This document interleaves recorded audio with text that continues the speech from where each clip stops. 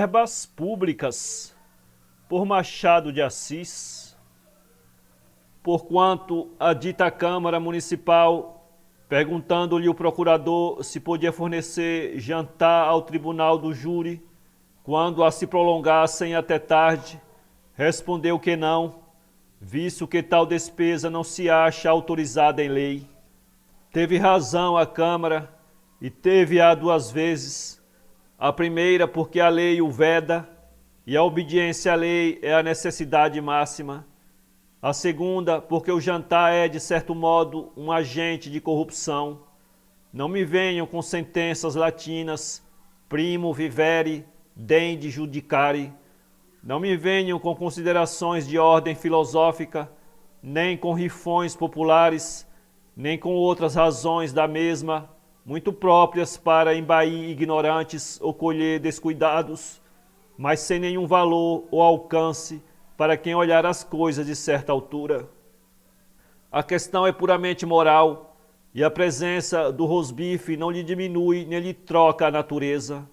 Não me venham também com o jantar na política, porque em certos casos não há incompatibilidade entre o voto e o prato de lentilhas, e politicamente falando, o paio é uma necessidade pública, o caso dos jurados é outra coisa. A primeira e inevitável consequência do jantar aos jurados seria a condenação de todos os réus, não porque o quilo implique severidade, mas porque induz a gratidão. Como se sabe, absolvidos os réus, paga a municipalidade as custas. Não é crível que um tribunal de homens briosos e generosos condene a mão que lhe prepara o jantar.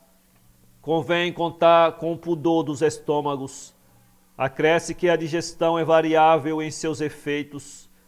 Umas vezes inclina ao cochilo, e não se pode calcular que inúmeros erros judiciários sairão de um tribunal que dorme a sesta.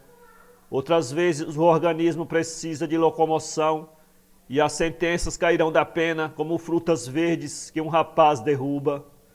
Não cito o caso dos que fazem o quilo entre a espadilha e o basto e ficariam impacientes por sair.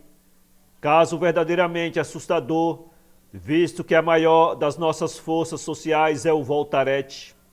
Cotejem agora as inconveniências do jantar com as vantagens do jejum. O jejum, um estado de graça espiritual, é uma das formas adotadas para macerar a carne e seus maus instintos. A satisfação da carne torce a condição humana, igualando-a às das bestas, ao passo que a privação amortece a condição bestial e apura a outra. Fortifica, portanto, o ser inteligível, aclara as ideias, afina e eleva a concepção da justiça. A sopa tem suas vantagens. O assado não é em si mesmo uma abominação. Pode-se almoçar e querer bem. Não há incompatibilidade absoluta entre a virtude e o couve-flor. A justiça, porém, requer alguma coisa menos precária, mais certa. Não se pode fiar de hipóteses, de casualidades, de temperamentos. O que me admira neste caso não é a decisão da Câmara, que aplaudo, desde que é fundada em lei, e o respeito da lei é a primeira expressão da liberdade. O que me admira é que só agora reclame o júri um bocado de pão, pois nunca pediu o júri uma verbazinha para os seus pastéis? Só agora há processos longos e juízes famintos? Tanto pior. Se esperam tantos anos, podem esperar alguns mais. Machado de Assis, 1 de setembro de 1878.